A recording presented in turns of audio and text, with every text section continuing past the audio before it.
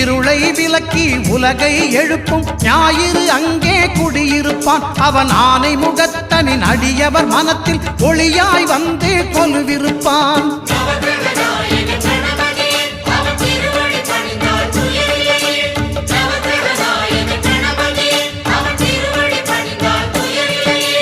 ஒன்பது கோளும் ஒன்றாய் காண